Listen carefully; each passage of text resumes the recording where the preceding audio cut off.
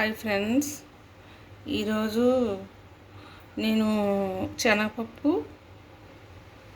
Carrots కలిపి curry చేద్దాం, అదే ఫ్రై చేద్దాం అనుకుంటున్నాను. ఎలా చేస్తానో చూడండి. శనగపప్పు కొంచెం వాష్ చేసుకొని స్టవ్ మీద పెట్టుకొని కొంచెం లైట్గా ఉడికించుకోవాలన్నమాట. హాయ్ ఫ్రెండ్స్, ఇక ఇలా క్యారెట్స్ తొక్క తీసుకుని పెట్టుకున్నాను. ఇప్పుడు ఇవి చిన్న ముక్కలు కట్ చేసుకుందాం. కొంతమంది ఇలా ముక్కలు కట్ చేసుకున్నాక కడుక్కుంటారు.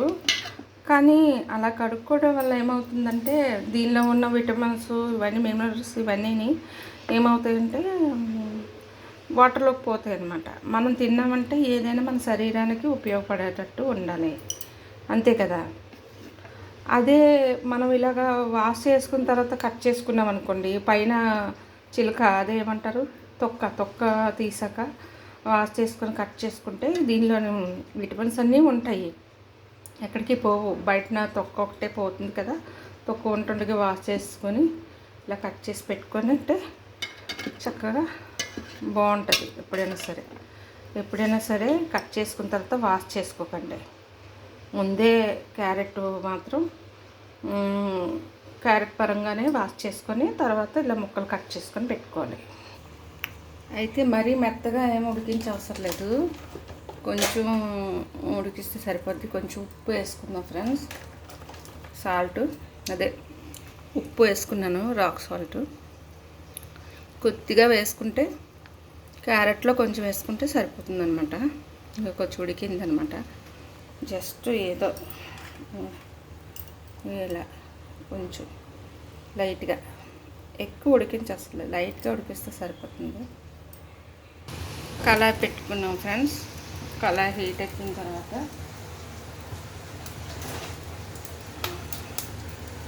ఆయిల్ పోసుకుందాం. కొంచెం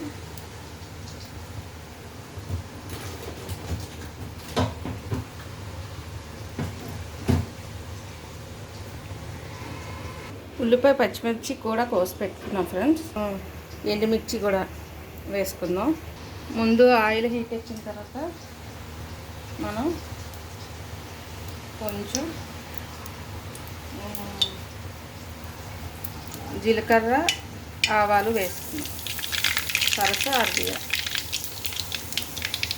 నెక్స్ట్ ఇంకా పట్టలు ఆడిన తర్వాత ఆనియన్స్ వేసుకుందాం, ఆనియన్ పచ్చిమిర్చి. నెక్స్ట్ ఎండుమిర్చి బాగా కొంచెం వేగిన తర్వాత ఇప్పుడు కలుపుకుంటాం.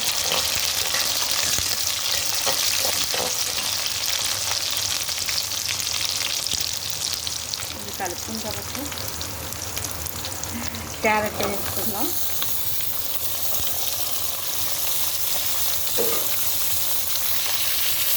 క్యారెట్ వేసుకొని ఇప్పుడు కలుపుకుందాం.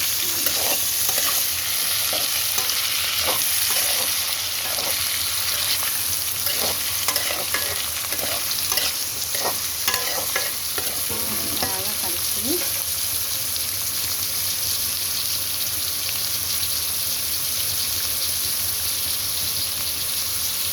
ఇప్పుడు ఆల్రెడీ కొంచెం శనగపప్పులో వేసుకున్నాం కదా ఉప్పు.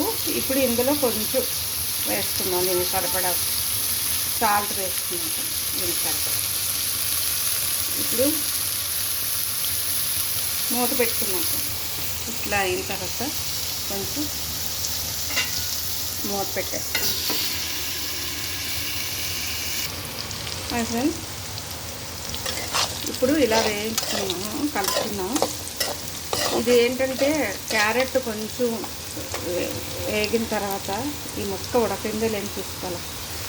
ఉడికిపోయిన తర్వాత కొంచెం ఇప్పుడు శనగపప్పు వేసుకో.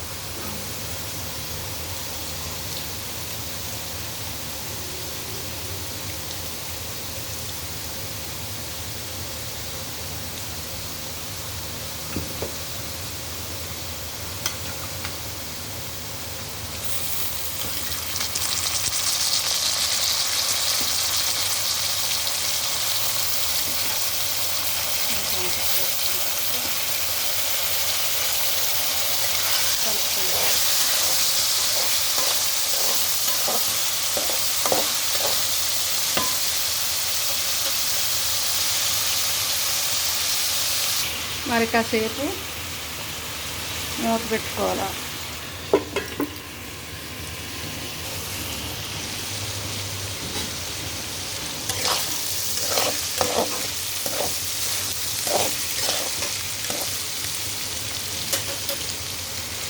కొంచెం కొబ్బరి మిక్సీ పట్టుకొని వేసుకుందాం ఫ్రెండ్స్.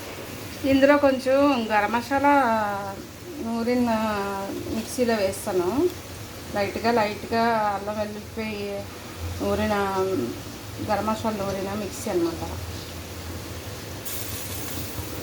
ఈ కొబ్బరికూర ఇట్లా తీసి నేను వేసుకున్నాను.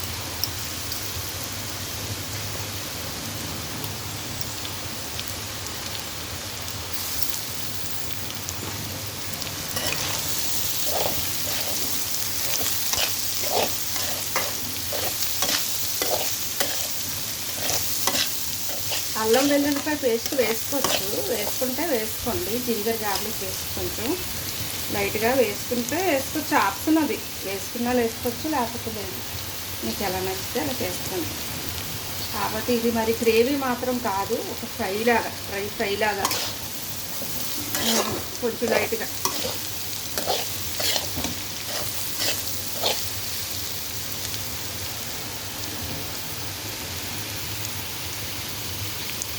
అయిపోయింది ఫ్రెండ్స్. ఇప్పుడు కొంచెం వేగిన తర్వాత కొంచెం కారం వేసుకుందాం.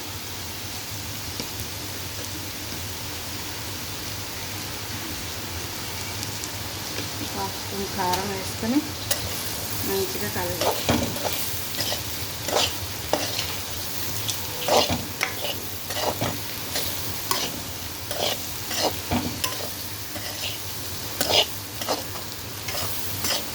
కాసేపు మగ్గనిచ్చి రెడీ అయిపోయింది కర్రీ. ఇప్పుడు సర్వ్ చేస్తాం.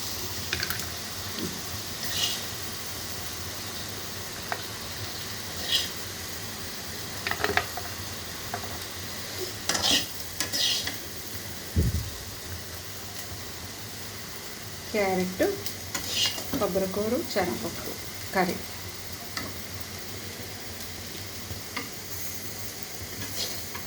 Ready friends. గార్నిష్ కలర్ఫుల్గా ఉండాలి కదా మీకు, అందుకనేసి ఇక రెడీ. కొబ్బరికూర, శనగపప్పు, క్యారెట్ కర్రీ. అంటే మరి డ్రై ఫ్రై కాదు, మామూలుగా ఫ్రై అంతే. రసంతో కానీ సాంబార్తో కానీ రైస్లో తింటే చాలా బాగుంటుంది. చపాతీకి కూడా బాగానే ఉంటుంది, కొంచెం దీనికన్నా బాగుంటుంది, టేస్ట్ బాగుంటుంది. ట్రై చేయండి.